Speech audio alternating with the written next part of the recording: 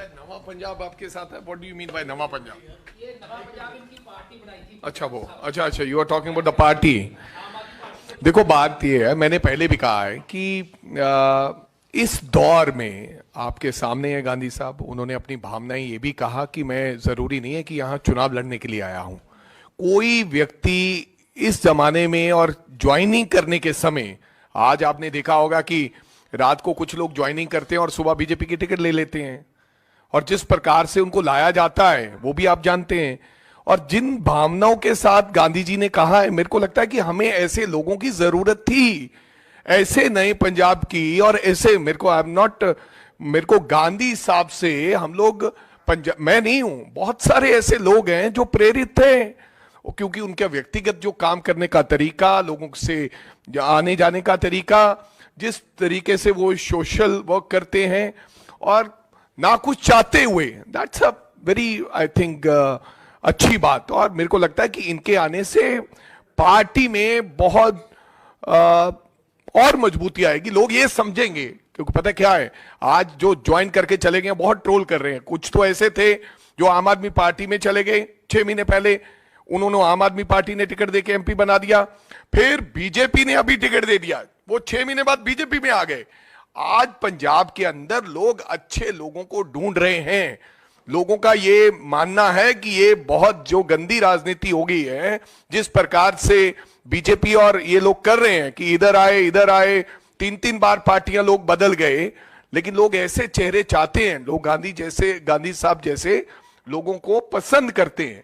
और बहुत अच्छी बात उन्होंने कही कि I am not here for the ticket, मैं सेवा करने के लिए आया हूं, मैं भावना से आया हूं, डरो मत का नारा सुन के आया हूं, मोहब्बत की वो नफरत की दुकान में मोहब्बत की दुकान खोलने का नारा के वो आया हूं। So thank you.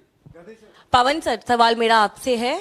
लगातार इलेक्टोरल बॉन्ड को लेकर आप लोग बोलते आए हैं कि इलेक्टोरल बॉन्ड जो है वो बीजेपी की लाई हुई एक स्कीम है। तमिलनाडु के एक चैनल में प्रधानमंत्री ने इंटरव्यू दिया, उन्होंने उसमें कहा कि इलेक्टोरल बॉन्ड के जरिए ही ये चल पाया है पता कि इनकम ऑफ सोर्स, यानी कि किसको कितना पैसा मिल रहा है और कहां कहां पैसा जा रहा है।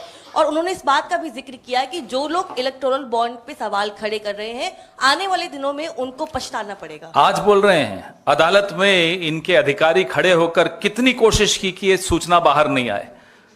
अगर इतना ही पारदर्शिता के हिमायती हैं, इतनी बड़ी वकालत कर रहे हैं आज पारदर्शिता की, तो क्यों सुप्रीम कोर्ट की वजह से इसको बाहर आना पड़ा? खुद ही बाहर कर देते। इलेक्टोरल बॉन्ड्स गैर पारदर्शी हों, यह किसने निर्णय लिया था? इन्हीं की सरकार ने लिया था। अब जब पोल खुल रही है, शेल कंपनीज की पोल खुल रही है, किस कंपनी के यहां ईडी भेजी और फिर हफ्ता वसूली की, यह लिस्ट सामने आ रही है। अब चले हैं सफाइयां देने। प्रधानमंत्री की किसी भी बात पर अब देश का एक भी बच्चा भी अब यकीन नहीं करता। यह अफसोस की बात है, उन्हें खुद इस बात पे अफसोस होना चाहिए कि 10 साल में उन्होंने अपनी छवि के साथ क्या कर दिया कि आज देश का बच्चा बच्चा बोलता है कि प्रधानमंत्री जो बोल रहे हैं वो झूठ है। इससे क्लियर कट ये दिख रहा है कि इस पे कोई ना कोई गंभीर धारा का केस बनता है। तो कोई केस क्यों नहीं पार्टी कर रही है, या सुप्रीम कोर्ट को आप लोग सजेस्ट क्यों नहीं कर रहे हैं कि आपको पता चलेगा कि पार्टी क्या क्या कर रही है। वक्त आने दीजिए। There is a right time for everything, wait for the right time. Pavan sir, मैं आकाश श्रीवास्तव। मेरा सर 2 छोटा सा सवाल है।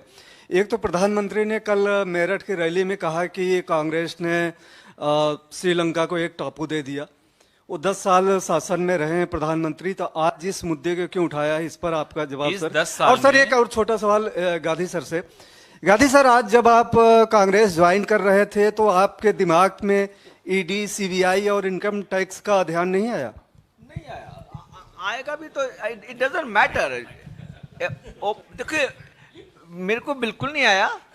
जिंदगी में जीना काहे के लिए है? अगर इन बातों से डर के सच नहीं बोलना, जो हिस्टोरिकल टास्क है, जो एक इंटेलेक्चुअल को निभाना चाहिए, जो एक नागरिक को निभाना चाहिए।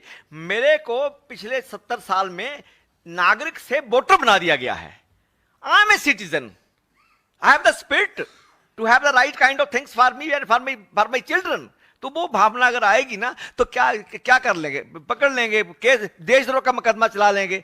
मैं 75 साल का हूं, तो 5-7 साल जिंदगी है, लग जाएगी।